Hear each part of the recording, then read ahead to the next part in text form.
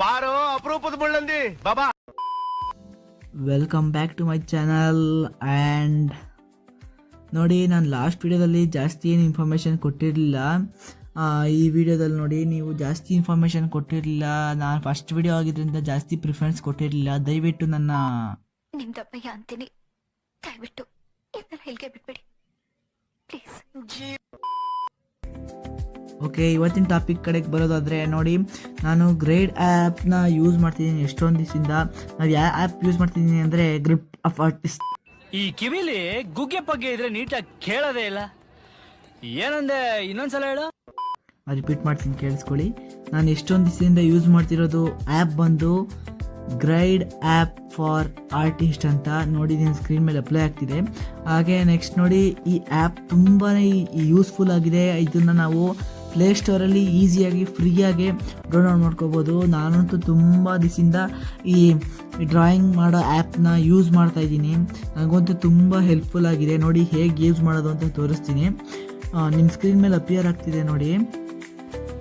ನಾವು ಆ್ಯಪ್ನ ಇನ್ಸ್ಟಾಲ್ ಮಾಡಿಕೊಂಡು ಓಪನ್ ಮಾಡಿದ ತಕ್ಷಣ ಅಲ್ಲಿ ನ್ಯೂ ಪ್ರಾಜೆಕ್ಟ್ ಅಂತ ತೋರಿಸುತ್ತೆ. ಅದ್ರ ಮೇಲೆ ಕ್ಲಿಕ್ ಮಾಡಿದ್ರೆ ನೀವು ನಿಮ್ಮ ಗ್ಯಾಲರಿರೋ ಫೋಟೋಸ್ ಎಲ್ಲ ತೋರಿಸುತ್ತೆ. ನೀವು ಯಾವ್ದು ಬೇಕಾದ್ರೂ ಯೂಸ್ ಮಾಡ್ಕೋಬೋದು. ನೆಕ್ಸ್ಟ್ ನೀವು ಆ್ಯಪ್ ಒಳಗಡೆ ಹೋದರೆ ನೋಡಿ, A0, A1, A2, A4, A3 ಎಲ್ಲ ಥರ ಶೀಟ್ಸು ಯೂಸ್ ಮಾಡ್ಕೋಬೋದು. ಫ್ರೀ ಸೈಜ್ ಕೂಡ ಯೂಸ್ ಮಾಡ್ಕೋಬೋದು. ಎಷ್ಟು ಬೇಕೋ ಅಷ್ಟು ಕ್ರಾಪ್ ಮಾಡ್ಕೋಬೋದು. ನೀವೇನು ಬೇರೆ ಆ್ಯಪ್ ಯೂಸ್ ಮಾಡೋ ಅವಶ್ಯಕತೆಯೇ ಇಲ್ಲ. ನೀವು ಎಷ್ಟು ಬೇಕೋ ಅಷ್ಟು ಕ್ರಾಪ್ ಮಾಡಿಕೊಂಡು ಯಾವ ರೀತಿ ಬೇಕಾದ್ರೂ ಮಾಡ್ಕೋಬೋದು. ಹಾಗೆ ಬಾರ್ಡ್ರು ಕೂಡ ಹಾಕೋಬೋದು. ನೋಡಿ, ನಾನು 1.5 ಸೆಂಟಿಮೀಟರ್ಗೆ ಹಾಕೋತೀನಿ. ನಾನು ಯಾವಾಗಲೇ A4 ಶೀಟ್ನ ಯೂಸ್ ಮಾಡಬೇಕಾದ್ರೂ ಈ ಆ್ಯಪ್ ತುಂಬಾ ಯೂಸ್ಫುಲ್ ಆಗಿದೆ. ಹಾಗೆ ನೋಡ್ಬೋದು ನೀವು ಯಾವಾಗಲೂ ಏನಂತಕ್ಕೆ ನಾನು ಇಷ್ಟೊಂದು ಥರ ಯೂಸ್ಫುಲ್ ಆಗಿದೆ ಅಂತ ಹೇಳ್ತೀನಿ ಅಂದರೆ ನೋಡಿ, ನೆಕ್ಸ್ಟ್ ನಾವು ಬ್ರೈಟ್ನೆಸ್ಸು, ಕಾಂಟ್ರಾಸ್ಟು, ನೋಡಿ ಗ್ರೇ ಸ್ಕೇಲ್ ಅಂತ ಇದೆ.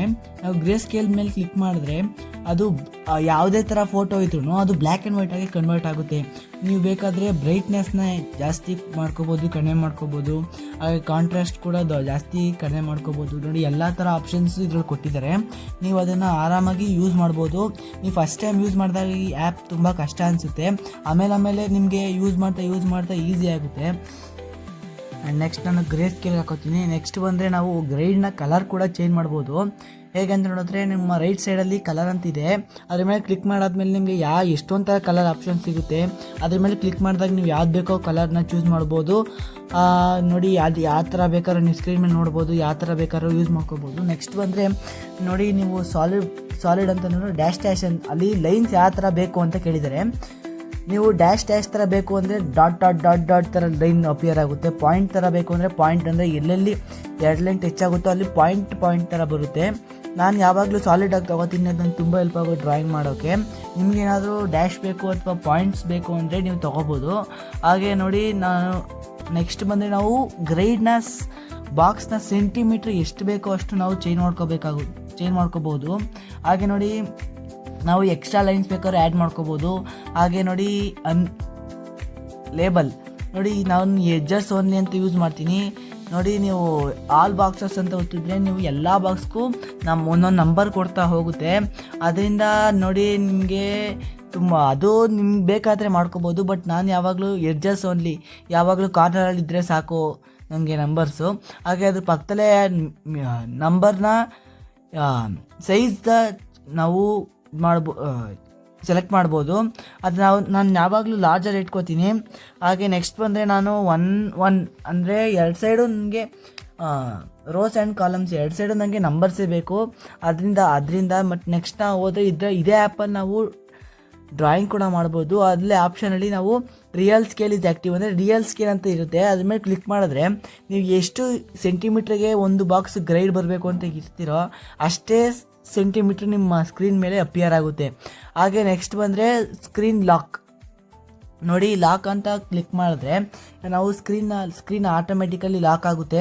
ನೀವು ಸ್ಕ್ರೀನ್ ಮೇಲೆ ಟಚ್ ಮಾಡಿದ್ರೂ ಅದು ವರ್ಕ್ ಆಗೋದಿಲ್ಲ. ಹಾಗೆ ನೆಕ್ಸ್ಟ್ ಬಂದರೆ ಹೈಡ್ ಗ್ರೈಡ್. ನಾವು ಎಷ್ಟು ಪರ್ಸೆಂಟೇಜ್ ಬೇಕಾದರೂ ಗ್ರೈಡ್ನ ಸ್ವಲ್ಪ ಹೈಡ್ ಮಾಡ್ಬೋದು. ನಮ್ಗೆ 100% ಇರಲಿ ಅಂದರೆ 100% ಇರ್ಬೋದು. ಅಕಸ್ಮಾತ್ ಏನಾದರೂ ನಮಗೆ ಡ್ರಾಯಿಂಗ್ ನೀಟಾಗಿ ಕಾಣ್ತಿಲ್ಲ ಅಂತಂದರೆ ಹೈಡ್ ಗ್ರೈಡ್ ಹೊತ್ಬಿಟ್ಟು ಸ್ವಲ್ಪ ಕಡಿಮೆ ಮಾಡ್ಕೋಬೋದು.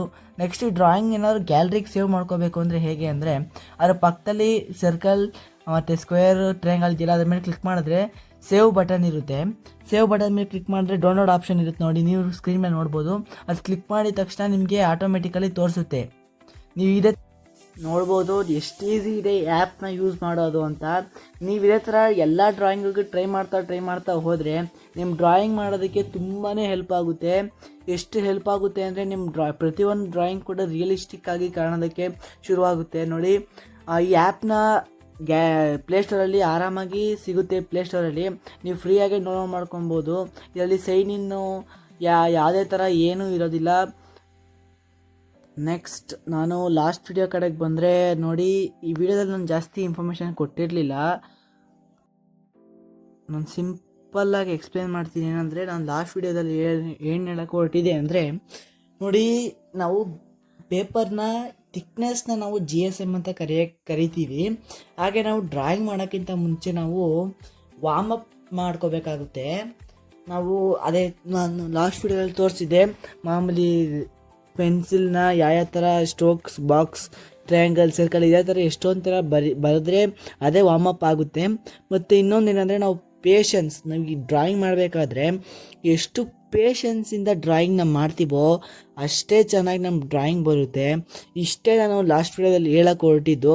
ಆದರೆ ನಾನು ಪೆನ್ಸಿಲ್ಸ್ ಎಲ್ಲ ತೋರಿಸಿ ತುಂಬ ಲಾಂಗ್ ಮಾಡಿಬಿಟ್ಟೆ ವಿಡಿಯೋನ. ಆ್ಯಂಡ್ ಇದೇ ಥರ ಜಾಸ್ತಿ ಕಂಟೆಂಟ್ಗೆ ಲೈಕ್ ಮಾಡಿ, ಸಬ್ಸ್ಕ್ರೈಬ್ ಮಾಡಿ ಪ್ಲೀಸ್. ಆ್ಯಂಡ್ ನೀವೇನಾದರೂ ನನ್ನ ಸಬ್ಸ್ಕ್ರೈಬ್ ಮಾಡಿದ್ದೀರಾ? ಆ್ಯಂಡ್ ಸಬ್ಸ್ಕ್ರೈಬ್ ಮಾಡಿಲ್ವಾ? ನನಗೆ ಎಷ್ಟು ಚೀಪ್ ಅನಿಸ್ಬಿಡ್ತು ಅಂದ್ರೆ ಥೋ ನಿಮ್ಮ ಇದೊಂದು ಬದುಕಿ, ಇದೊಂದು ಜನ್ಮವೇ, ಎಂತಹ ದುರ್ವಿಧಿ, ಇದೆಂತಹ ದುರ್ವಿಧಿ.